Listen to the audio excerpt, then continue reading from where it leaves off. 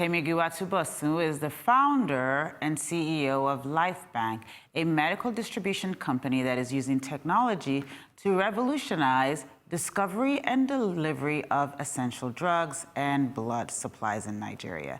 Temie has over 10 years of health management experience with the Department for International Development, DFID, World Health Organization, UNDP, and the Lagos State Government. In 2014, the BBC listed her as one of the 100 women changing the world. She was also recognized as an African innovator by courts and the World Economic Forum.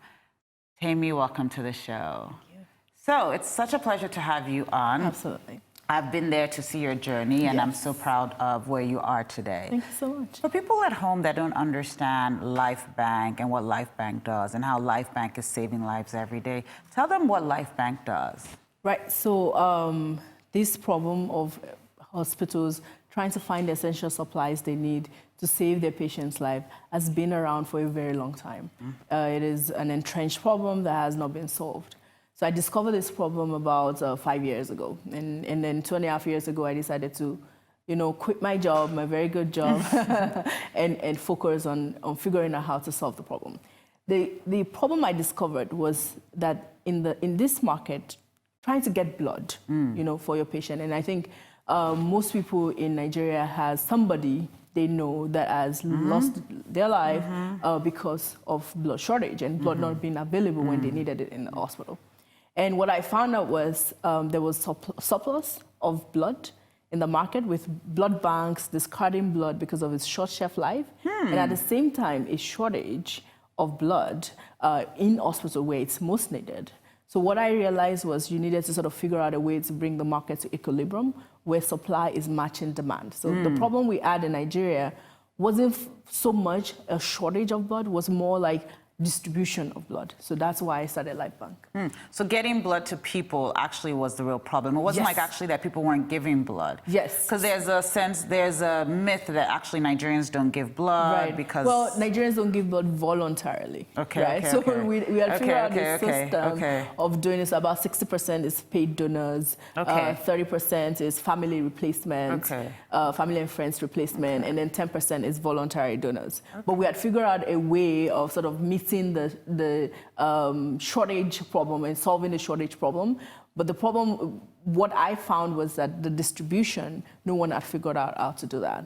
And so tell me how LifeBank is solving that distribution problem. Right. So the first thing we do is we have a marketplace, right?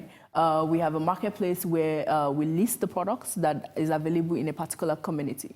So blood bank suppliers come to us and say, this is my inventory for this particular time. So we have this inventory, this exhaustive inventory, and this access to complete information for a particular community on blood and blood products supply. So we have that, and then we match hospitals with the blood bank that has the supply they need.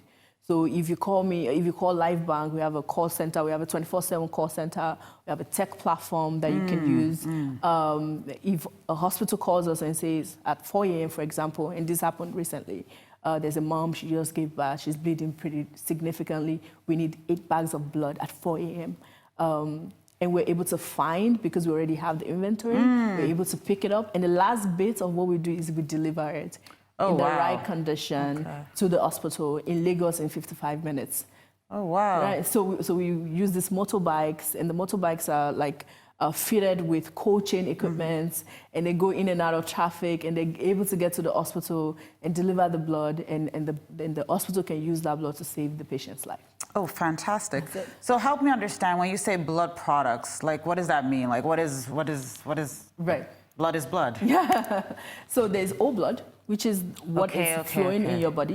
And then blood products is taking that whole blood and making it and sort of disaggregating it into different products. So if you have a bag of whole blood, in it you can get platelets, you can get fresh frozen plasma, you can get packed red cells, and these different products can be used for specific therapies in the hospital, and it's more precise, and it can target whatever it is that the patient needs. So if you take plasma, for example, plasma is probably useful for people with, people who are bleeding. Yeah, right, exactly. And platelets is for people who have not clot, like whose body is not clotting. So if you're bleeding really rapidly and your body is not figuring out how to clot so that the wound is closed, you can be given platelets and it goes directly into that wound area and then helps you clot it. But if you're given an old bag of blood, it takes a long time for it to walk through your system. But it's more like sort of like a concentrated dosage of what you really need. Okay, and it goes straight to the spot and sort of get that clotting. Exactly. Okay, so the marketplace is really interesting to me. So I'm a blood bank, so I say, okay, I have this many bags of old blood. How does the marketplace work? How do I list on the marketplace? Right. So we have 2 ways. There's an app that we place with a blood bank. They can list very, very seamlessly. So you connect to their system? Yes, yes. And some don't have systems. Some have paper. So they like take a picture of the paper for you? Exactly. Actually, that's a good idea. We hadn't thought about that. So some people just like actually write it down on paper and then they bring up their phone, go on the site and then list it one by one. And some call in. So we have that call center that I mentioned. Yeah. So we also get supply information from the call center. So we have this information that's available and hospitals. We have about 41 blood banks listed, both public blood banks and private blood banks listing their products every day. And so how does payment happen? Because now you've opened a marketplace, and just so people understand, like a marketplace is sort of like everyone can come and list. Is there, like, Jumia is a marketplace, right? So something like Jumia is a marketplace. Jumia has a marketplace, and Konga has a marketplace. As so well. basically, and Amazon is a marketplace, right? So you as a vendor can come and list your stuff. Exactly. So that's basically what LifeBank is. So vendors list the blood they have. Yep. So who pays who? Like right. So the hospital, because we wanted to also bring innovation into the entire value chain. So in terms of payments, hospitals pay LifeBank, which we do have a business model. Our business model is very simple. We charge hospitals for every pint of blood we move to them. Right? We charge a delivery, a discovery, and a delivery fee. Okay. So that's our business model. Okay. So they pay us our own fee, as well as the value of the blood, the amount that the blood bank wants to sort of supply that for. And then sort of we have this innovation in terms of like regularizing payments, and it's not cash payments on a one-off basis. So we have quite a few hospitals on receivable systems. So we collect the money like on a chunk. So it's not that. So we actually had stories where hospitals did not have, like some hospitals did not have cash present in the cash on hand, and they couldn't get the blood because the blood bank wouldn't allow the blood to move. So, our business environment is there's cash on delivery. Cash on delivery, there's a significant lack of trust. So we're really innovating in making sure that there's trust in the system, and we formalize and bring innovation in payments as well as the whole value chain. So, but what gives the blood bank confidence to list on your platform? How do they know they're going to get paid? History. We've been around for about 2 years and 4 months. So we've never hold any blood bank. We've never hold anyone. And because of that history, they trust us, and a lot of them want to work with us and are interested in working with us. And so have you seen have the blood banks seen the amount of blood that they have to discard decrease now that they're actually able to get the blood to people using LifeBank? Absolutely. Wow, Absolutely. wow. And so do they have some metrics around that, like different blood banks? Do they have any metrics? It's one thing we haven't checked. We should probably do that so we can tell our story much better. But it's one thing we haven't checked. But we know that there's been a significant increase in how much they sell, because we just haven't sort of captured the part of the reduction in discarded blood. And then in the sense that how many people have you guys been able to actually get to, like, sort of get blood to? So 1,500 people, right? Wow. So 1,500 orders. We've been able to help, and we can say save the life of about 1,500 people in 2 years in Lagos alone. We've moved about 9,000 pints of blood to dose 1,500 people, and yeah, I think it's probably even higher than that. I get the reports every quarter, so I haven't checked for Q2. So, I mean, for someone like you and for people watching at home that think that, oh, you know, I'm not a doctor, I mean, I didn't study blood, like, you know, how can I just get into this? How did you find your way to this work? I think it's really simple. A lot of Nigeria's problem at the moment are problem around organization, right? We are not known for our, organizing spirit. So I think if you see any sector, education sector, healthcare, manufacturing, a lot of the entrenched problems are just figuring out how to organize this sector in a smart and useful way for everybody, right? And I think that's one of the things we're able to do. And if you are interested in that, if you have experience doing work like that, I think it's important to get experience. I didn't just wake up one morning and say, I'm gonna organize blood, right? I'd had 10 years of supply chain experience in the healthcare industry. I had managerial experience in healthcare. I'd worked for international organizations. So I'd got experience, I had experience doing similar type of work.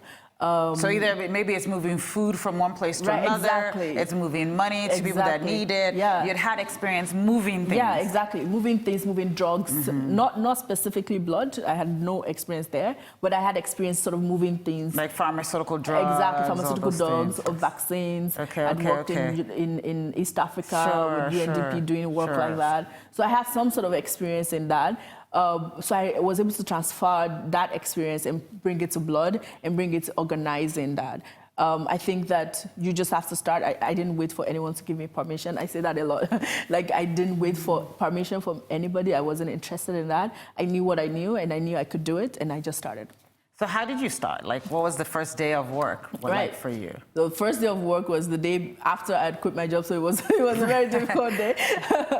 And I was very, very lucky. So one of the things that I did was I was coming outside. So I just moved to Nigeria. I didn't grow up here. I grew up in the US. And when I moved to Nigeria, I knew that although I had sector-focused experience, I didn't have Nigerian business experience, and I needed to get that. And as I had a bit of government experience, NGO experience, but not specifically business experience. So I knew I needed to get some people to help us. And I applied for the CC Hub incubation, and I got in. And that was one of the most important things for me to start my business, because I wanted people with experience running businesses who had done something similar in the past. They had helped, CC Hub had helped a few startups in different sectors, and I wanted to sort of be the next one. And that's what I did. And how was that experience with CC Hub, being at CC Hub? How have they got you to this point today? It's been incredible, right? For the last 2 years, we graduated in January from the incubation. We were born. So we graduated recently, and that process for the last 2 years was incredible. We had access to sort of, one of the biggest things was financial management, and I didn't have any experience doing that. And they basically managed the organization's finances for 2 years.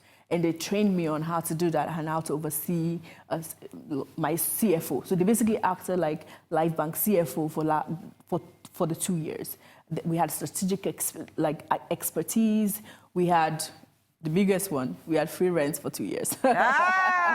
Now that's a way to help you start a business. Absolutely. So you got free rent, you got advice, you got strategic focus. You also got financial training, really. I mean, that's sort of one of the main tenets of helping you manage your business, is knowing where the money's coming in and going out. Absolutely, absolutely. And from a focus perspective, where are you focused now and where do you want to grow to? Right, so we want to win Lagos. We want all hospitals in Lagos to use our system because it's easy. So what we tell our hospital, the value we bring is that our system is faster than the alternative. It's safer than the alternative because we have the state-of-the-art cold chain system that is comparable with what you'll find in the US, what you'll find in Europe. So we have the state-of-the-art cold chain system that we want to bring to Nigerian hospitals. We also say that it's cheaper because blood banks are competing for your business on our platform. So the prices are dropping. The value of blood is dropping because blood banks want to compete, and there is more transparency around pricing, and that really helps. So we have this faster, cheaper, safer system, and we want to bring it to hospitals in Lagos. We want to convert 90% of hospitals in Lagos, and then we want to grow out of Lagos. We're especially interested in northern Nigeria. We're especially interested in Abuja. We're working on different high-tech products We're exploring blockchain to make that will bring transparency into safety records. We're working on artificial intelligence to sort of gauge and guess and predict needs in hospitals. Stuff, yes. So we're working on a lot of that. So we're going to grow in terms of where we work as well as how we work. I know that in certain countries, blood banks have certain metrics and data they look at. So if there's certain things happening, they know. So like New Year's Eve is one of those times where people know that there's always sort of a higher, there's a spike in need for blood. Same thing in Nigeria. Okay, New Year's Eve, New Year's Day. There's always sort of, public holidays are very public holidays. There's always sort of like a spike in. So I really hope that you are able to sort of integrate AI into the system and really be able to use data. Absolutely. To just us. But before you go, because I know we're going to bring you back to actually talk about funding, because this show is really about how to secure funding and the fact that you've raised money in the last couple of months. But I know you're currently in an accelerator. Yes. So tell us a little bit about that accelerator. Right. So we got in about 2 months ago into the Merck Global Accelerator. It is Merck is a big pharma company in Darmstadt in Germany. And we were selected as the second African company that ever got into the Merck Accelerator. And by being at Merck, thank you. By being at Merck, we learned so much about how you build an institution and how you build your company to be really big. Merck is 350 years old. Wow. Right? A company and it's still partly family owned. Wow. 350 years later. That's incredible. It's an amazing story and inspires us deeply. We're working on strategies with them. We're working on a partnership with them as well. So that's what we're working on. So this has been great. And of course, we got money out of it as well. Fantastic. Well, we're going to take a quick break. When we come back, we're going to talk to our next guest, and then we're going to actually bring you back. Awesome. So we'll be speaking to Saudat Salami when we come back. She's the CEO of Easy Shop and Easy Cook. Stay tuned.